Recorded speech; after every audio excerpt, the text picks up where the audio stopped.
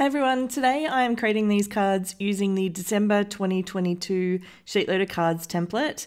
These are from Call Me Crafty and there will be a link down in the description on where you can find the details of the template. I am part of the collaboration team, so you will see on screen the SLCT December 2022 hashtag.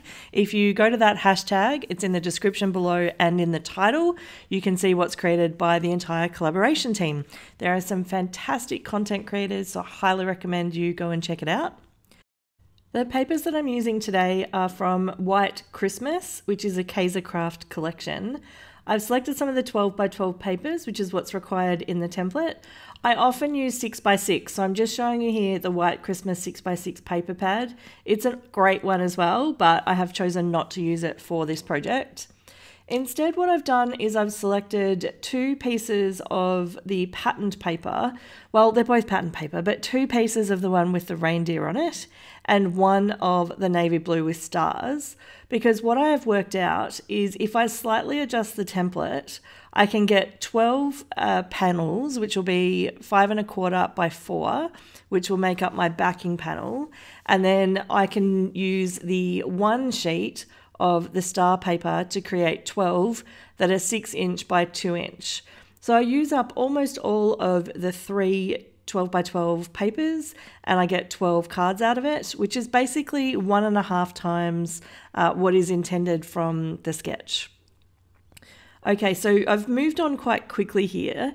All I've done is cut the papers down to those simple dimensions, and here I am just matting the 6 by 2 paper on a white piece of cardstock, and that cardstock is just 6 1/4 by 2 1/4. I'm now attaching the backing panels onto the white card base. You'll notice here that I've actually chosen not to do a double layer. In the original design, there's a matting layer behind the pattern paper, and I chose just not to use that this time. What I do have here is the White Christmas ephemera pack, and it was all a bit of a jumble. I didn't know what was going to be in there, but I am sorting through it, laying it out all over my desk so that I have the best chance possible of creating some excellent combinations to decorate the front of these cards. So the cards themselves are going to be exactly the same for the base layer and then for the decorative strip that goes on a diagonal across the front. So I've just decided I'll lay these out, and if they're all over my desk, I can have a think about it while I'm doing the next few steps of the card creating. The next thing I'm going to do is prepare the panel that goes on the diagonal. This needs to be cut down to 2 inches and 5/8. So I'm just going to run through and do each of those and put them in a nice little pile on the right hand side of my desk. I'm deliberately trying to make sure that I have them matched up so that when I put them onto the front of the card, I don't have to try and work out which size because they are slightly different. There is a third set of instructions for this sheet load, and it basically has a template that helps you line this up and ensure that the diagonal panels are straight. I decided to use my grid mat instead because I had it right here ready to go. And so you can see I've just got it on an angle with the top corner and the bottom corner lining up on one of the vertical lines on my grid mat. And then it's pretty straightforward for me to line up where those two pieces go. So I'm running through and I'm doing each one. It feels a little bit daunting, but to be honest, I just followed my gut. So after I put down the first piece, the second one, I basically just lined it up by sight. And I didn't have too much trouble. They do not have to be perfect. These are handmade cards. So I decided not to fuss with it too much and just do my best. The next step is to cut off all these little panels on the side. I could have used my trimmer for this, but I decided just to use my little Cutterby scissors, and it worked absolutely perfectly. You can see they're getting stuck to my scissors just a little bit, and that's because I probably wasn't as careful as I could have been when I was doing the ATG on the panels. If I had put it only where that would be attaching to the card, then I probably would have had a bit of an easier time. But either way, it was pretty quick to trim those up. Now, from these cards, you can actually see that the pattern paper at the back, for most of them you can see the gorgeous reindeer, but for 4 of them, I really chop off the heads of all the reindeer. And I was really conscious of that at the beginning of the project, and I thought I'm not going to try and work it out before I cut the backing panels. I'll just deal with it when I get there.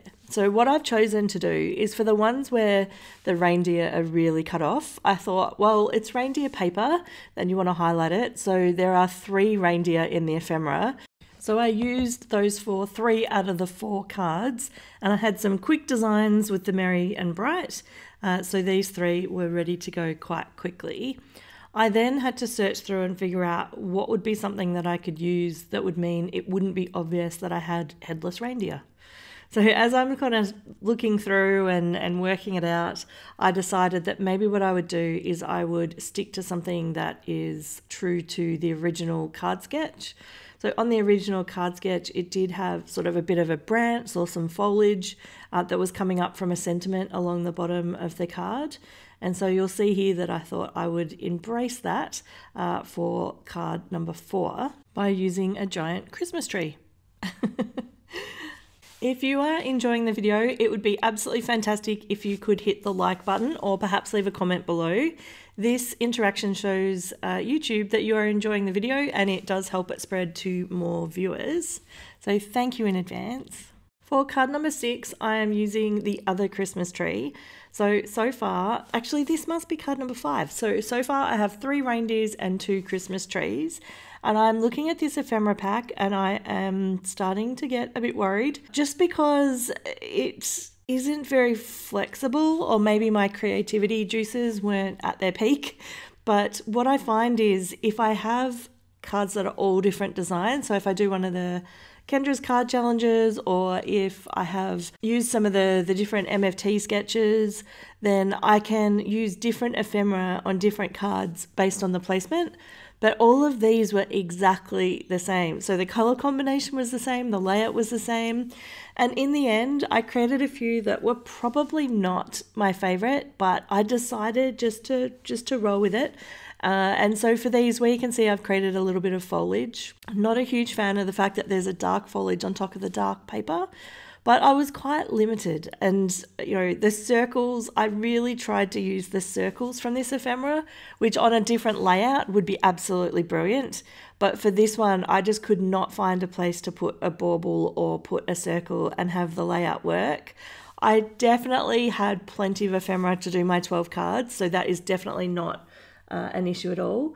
But it was more just, it really pushed my creativity using 12 of exactly the same card layout and then having different ephemera. I do recommend pushing yourself outside your comfort zone, but for me, I found this one a little tricky. So right now I am adding some twine to my little gift tags. I find that they just look, I guess, more as they were originally intended if you add some twine. Tags without twine, I think they just look a little funny. So I did take the time to grab a little bit of twine off my desk, and I don't know why it's taking me this long to fuss with it, but it was a little bit fiddly. I have set myself a challenge to try and do a few more videos leading up into the holiday break. I do have a full-time job as well as creating some YouTube videos as a hobby. So it's always a little bit tricky, but I'm going to try and do some extras because I'm really, really keen to try and hit the 2,000 subscriber milestone. So if you are not a subscriber and you would like to see more videos, please make sure you check on that and do the notification bell, and you will get notified when I release some extra videos over the holidays. Okay, so I am up to, I think, my last card here, I think. No, it must be second last because there's one on the left. So just using a few more of these little sprigs of foliage. These do look really cute and the color tones are fantastic because everything matches together. I do think that was one of the things that made things a little easier. And the only thing I added was I did have a couple of Merry Christmas sentiments, and then I also had some Merry and Bright ones that I used at the very beginning. They were out of my stash of leftovers. I have a little tub of Christmas sentiments, and then I just sort of sort through it and see if there's anything that suits the current project. So that is all of the 12 cards that I have created today, and I've chosen to put a playlist here for some more of the SheetLoad videos if there is anything that you would like to check out, as well as another playlist to all of my Christmas card videos. So 2 choices this time. Have a great day.